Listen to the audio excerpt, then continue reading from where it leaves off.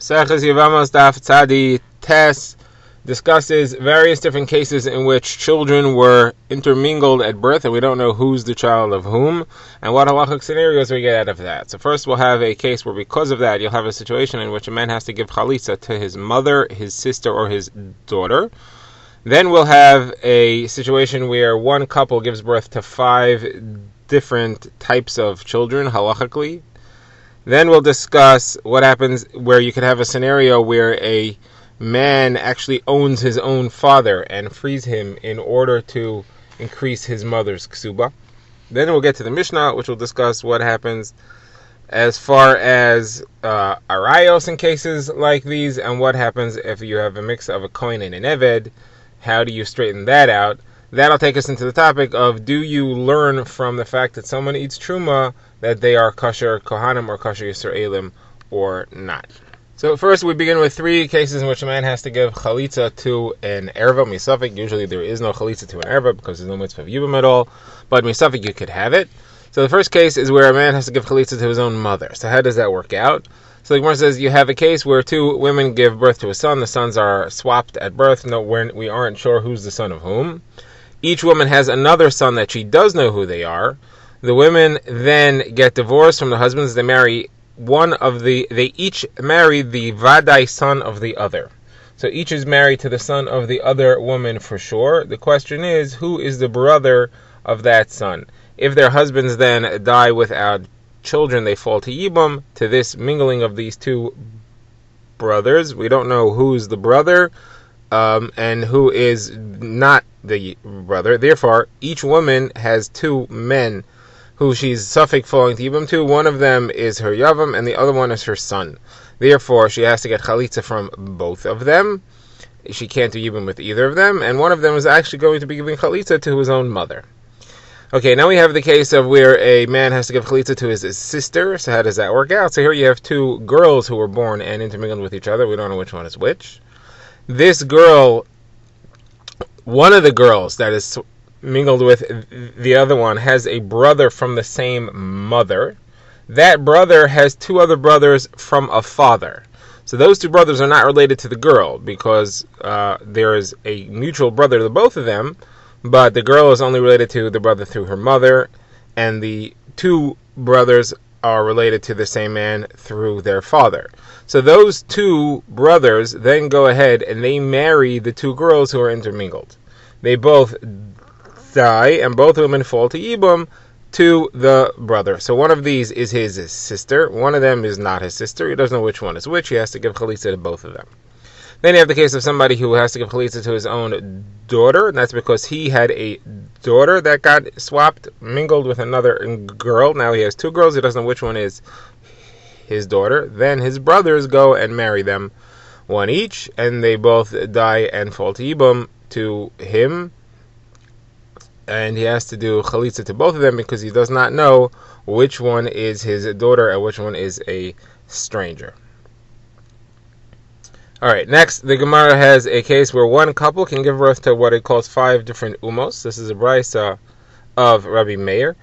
So how do you have a scenario like this? So the Gemara says you have a eved and a shivcha that belong to a guy. They have a child. The child of an eved and a shivcha that belongs to a guy is not the status of an eved. That child is just considered to be a guy. They have another child who converts and then becomes a ger. So far this couple has a guy and a ger as children. Then the couple are purchased by a Yisrael.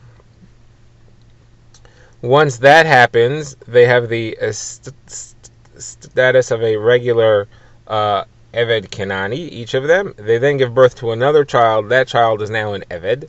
So they have a Goy, a Ger, and an Eved. Then the Shivcha is set free. She becomes a regular Yisraelis. Her husband is now an Eved. They are usher to each other al pidin.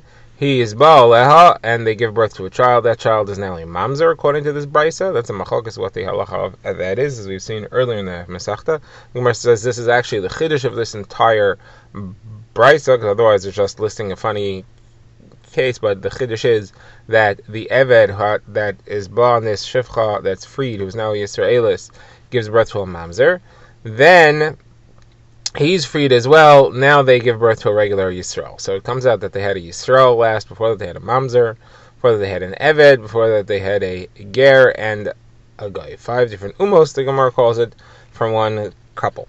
Now the Gemara says, we have another brisa that says you can have a case, and this is a continuation of the first brisa. Actually, it's the safe of the first brisa. You have a case where a man owns his own father, and he frees him in order to pay off the ksuba to his mother. So how does this case work out? So the Gemara says you have a Yisrael who purchases an Eved and a Shivcha, and they have a son. This Eved and Shivcha have a son. The owner then frees the Shivcha and marries her. So she's his wife. She's a regular Yisraelis and she's his wife. And then he gives over all his possessions to the son. So that son now owns his own father. In order to pay off the ksuba after his father dies, in order to pay off the ksuba after the owner who married his mother, after he dies. So he needs to pay off his mother's ksuba. He inherited all the property of his owner. He inherited all the property of the owner, who's married to his mother. And therefore, when he dies, when the owner dies, he needs to pay off the ksuba. Part of that property is his own father, who was the Eved, the original Eved. He has to free that Eved, who's his father, in order to pay off the ksuba. And there you have that case. Someone says, what's the chiddush of this? Chiddush is that an Eved who is considered to be a movable object according to Rabbi Meir, because remember we said this brisa is Rabbi Meir, an Eved is considered to be a movable object, and that movable object is still considered to have a lien on it as far as collecting ksubas are concerned. That's a machlokas. Now we get to our next Mishnah. The Mishnah discusses 2 cases and a long list of halachos for each. The first case is where you have 2 boys that are confused. We don't know who's whom. One is the son of a mother-in-law, and the other is the son of her daughter-in-law. So these 2 boys, one is the uncle of the other. One is the son of the brother of the other. We just don't know which one's which. Which one is the uncle and which one is the nephew. It's important to know because it is also for a man to marry his father's brother's wife. So whoever is the nephew will be usher to marry the wife of the other one if she falls to him to Yibum, but whoever is the uncle will be mutter to marry the wife of the nephew if she falls to him to Yibum. So what happens? So we have 2 scenarios in which there is a Yibum falling that occurs.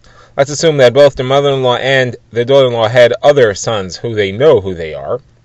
So the first case is where the 2 that are mixed up, we don't know who they are, they marry women and they die without children. Now their wives are falling to Yibum, but we don't know which is which. So the other sons of the daughter-in-law, the woman who's falling to them might be their uncle's wife. They can't marry her because she's their uncle's wife. Therefore, because she might be their uncle's wife. She might be their own Yevama, she might be their brother's wife, but she might be their uncle's wife. Therefore, they can't do Yibum, they have to do Chalitza. Now, once they do Chalitza to both women, then the other son of the mother-in-law can do Yibum to whichever one he wants, or he can do Chalitza if he wants.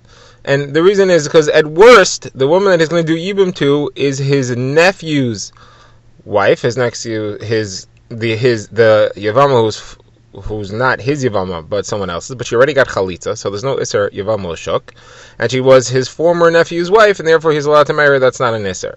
Best case scenario is that she's his own brother's wife, and he's doing Yibum. Now, the Mishnah says, what happens if it was the Ksheros, the Ksherim that died? The Gemara explains, Ksherim means the sons that are known, which is the son of the mother-in-law and which is the son of the daughter-in-law. We know who they are. They're the ones that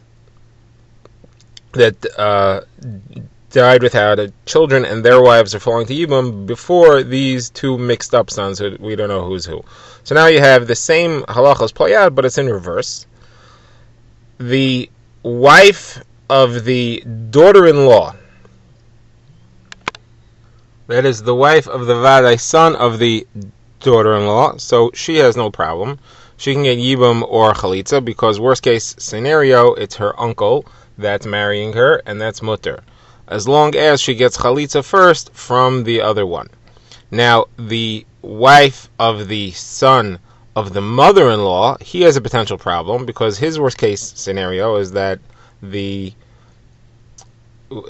wife of the son of the mother-in-law, if she's falling to Ibum, so she's falling to Ibum between two confused men, one of whom is her nephew, and that means that he would be marrying his uncle's wife. That's Aser. Therefore, he has to do Chalitza to both of them, and that the Gemara explains has to happen first to make sure that there's no issues of Yivam Lashuk.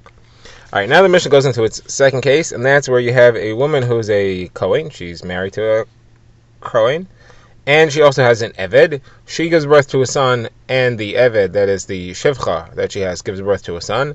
Now she has two kids, they get mixed up with each other. She doesn't know which one's her son, and he's a kosher Kohen.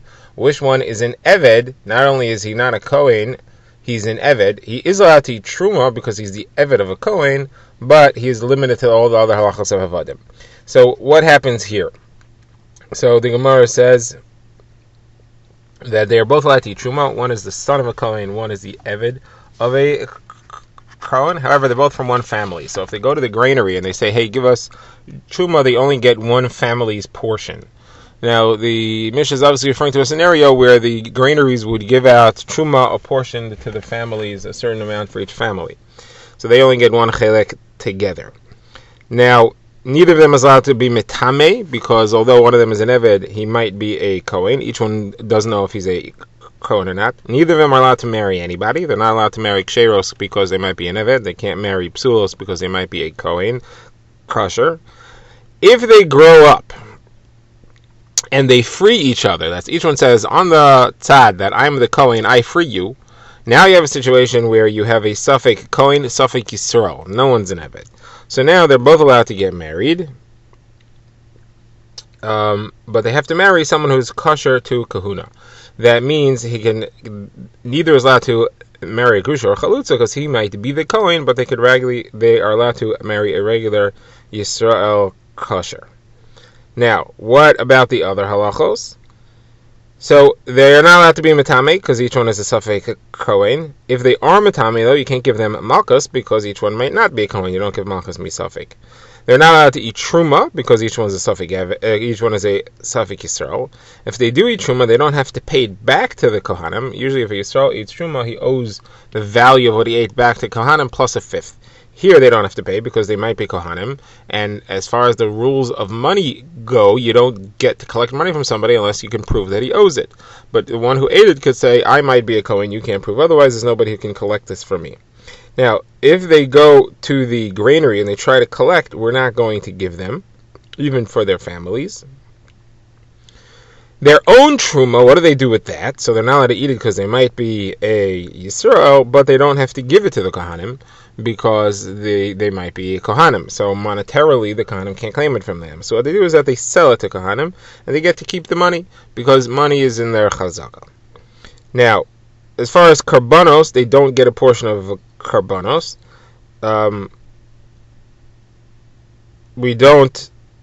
They don't get any of kachei hamikdash. We don't give them kachim at all. However, their own kachim, that's from their own karbonos, we can't take that away from them. Now, Rashi has a few different ways of explaining this here. His preferred shot is that this is now, from here on, we're going to be discussing their bachar. That's if a bachar is born to their flock. So the halach of a bachar is that it belongs to the Kohen. It's a moment of the Kohen. It has to be given to the Kohen. The Kohen, if it's a tam, will bring it as a carbon. If it's not a tam, he can eat it himself without being a carbon. So their bachar belongs to them. They're each a Safek Kohen. There's no claim on them monetarily that they have to give it away. However, because they're a Safek Yisrael, they cannot go ahead and be mark of it and eat it as a carbon. So we don't take the bachar away from them, but they can't bring it as a carbon. You have to wait until it gets a mum. And as far as other karbanos, the Zroa, L'chayim, and Keva, which are gifts given to Kohanim, they don't have to give that away because, again, that's money. And the Mishnah wraps up that we put on them the restrictions, the chumros of Kohanim and of Yisraelim. The Gemara will explain what that extra line is to include. Now, the Gemara begins, the Gemara says, what is the chiddush of saying that when you had an Eved and a Kohen that were confusing, you don't know which one's which, that they can only get one portion at the granary, one portion of a truma? For sure that's true. They're from one family. Why should they get more than one? So the Gemara says you have to change this a little. It's not that the Mishnah said they only get chelek echad, it's they only get chelek echad. Echad means together, not one. So they can only get a chelik together. They have to go to the granary together. You can't give either of them separately. What's the reason? Because there's a halacha, you don't give an eved of a kohen alone. If a eved of a kohen, although he's entitled to each truma, can't collect it on his own, he has to come together with his rabba, with his owner. Now, the reason for this is because we're afraid that people see an eved taking truma, they'll assume he's a kohen kosher himself, and they'll end up marrying him. So in order to prevent that from happening, he can't take on his own. The fact that he always comes together with someone else, he'll be clear that he's only collecting because he's an eved. Here you'll have the two of them come together. People will chop, well, one of them's the eved, one of them's the son of the master, and that's why they're both here together. Now this concept of would we derive from the fact that he's collecting truma that he's a kosher, that's a machlokas between Rabbi Yehuda and Rabbi Yosi, and we have a brisa where Rabbi Yehuda and Rabbi Yosi explain this Mishnah differently. Rabbi Yehuda says, what the Mishnah means to say is that you cannot give either of them separately. That's what ke'echad means. Rabbi Yosi says, no, each one could come and say, on my own, I deserve truma. I'm either the son of a kohen or the eved of a kohen. Either way I get truma, give me what I am deserving of. Now, so Rabbi Yosi is not concerned that we're going to learn from the fact that he's taking truma alone that he's a kosher and marry him. Rabbi Yehuda is concerned. Says the Gemara, that was the psak that they had in their region. Each one would be following based on their concern. Rabbi Yehuda would learn from the fact that he gets truma that he is allowed to be married, and that's why he says not to do it. Rav Yosi wouldn't learn it, and that's why he says he could do it. So where it brings a brisa, where Rav Tzaddik says, all my life I never said a testimony except on one thing, and based on that they made an eved into a kohen to marry a kosher. So the says, you think it really happened? Hashem doesn't even allow a wrong halacha to come out through the animal of a tzaddik, like we've seen in the story of Pinchas ben Yair. Certainly, he wouldn't allow something wrong to come out from a tzaddik himself. So it can't be that they actually poskin that an eved is kosher, but they wanted to, and they would have had it not worked out that it would have been interfered with. What happened? So he was in the town of Rabbi Yosi, under Rabbi Yosi's halacha, and he saw that they allowed an eved to take truma on his own. And in that town, they are not concerned, and that's why they allowed him to take it on his own. He saw that and went to the town of Rabbi Yehuda, where they said, based on that, you could learn that they would not have allowed him on his own. If he would be an eved, based on that, you could learn that he must not be an eved, and they were ready to marry him off based on that testimony, but the truth was revealed. Okay, now the Gemara brings a brisa. It says that there are 10 people that we don't give truma in the granary. They come to the granary to collect, we're not going to give them. And the Gemara will explain the reason for each one. What are the 10? A cheresh, that's a deaf mute who in the times of Chazal had no understanding. A shota is a person who is not functional. A katan is a child. A tumtum, that's one who has a layer over his male and female area where you can't tell what he is. Even if he's a male, he doesn't have a bris milah. An androgynous is one who's both male and female simanim. An eved, and a woman. An oral is someone who didn't get a bris milah for mutter reasons possibly, but if he doesn't have a bris milah, he can't eat truma. And a tameh, and someone who marries a woman who's not allowed to. That's a kohen who marries a grusha or a chalutza. They're not allowed to go and get. Now, can they have truma sent to their homes? Yes, all of them can. Even the ones who aren't allowed to eat truma can have it sent for their families, with two exceptions. A tameh, and somebody marries a woman who is not allowed to. So the Gemara says, let's go through these and explain them. So chereshot v'katan, we understand it is their lav b'nei dea, they don't have intelligence, and therefore it's a bizayon to truma to give it to them. You can send it to their homes. The tumtum and androgynous are a weird bria, and therefore it's also bizayon to truma to give it to them. An eved you can't, because people may learn from the fact that he's collecting truma that he's kosher, like we said earlier. An oral, someone who doesn't have a bris milah, and a tameh, so there's something mius about them, so you're not going to give it to them. Somebody who marries a woman who's not allowed to gets a knas, and that's why you don't give it to him. But what's the problem with a woman? Why can't an Eishes Kohen collect truma on her own? So one says the Machakas are a pup and Rav Huna Beit of Yeshua. One says we're afraid that she may have gotten divorced from her Kohen husband, therefore she no longer has a right to get Truma, but we didn't hear about it. The other one says the granaries are lonely places. If she goes there, then she'll have an Isser Yichud with whichever farmer is there alone at the time. It says what's a practical halacha between them. It says there's a case where each of them wouldn't apply. If you have a farm that's near, if you have a granary that's near the city, you would assume he would learn about the fact that a divorce happened. That would be well known. And you could have a granary which is more isolated, where he wouldn't know. Also, some granaries have a lot of people there all the time. Not necessarily dependent on where it is. Some have a lot of people, and there's no yichud issue.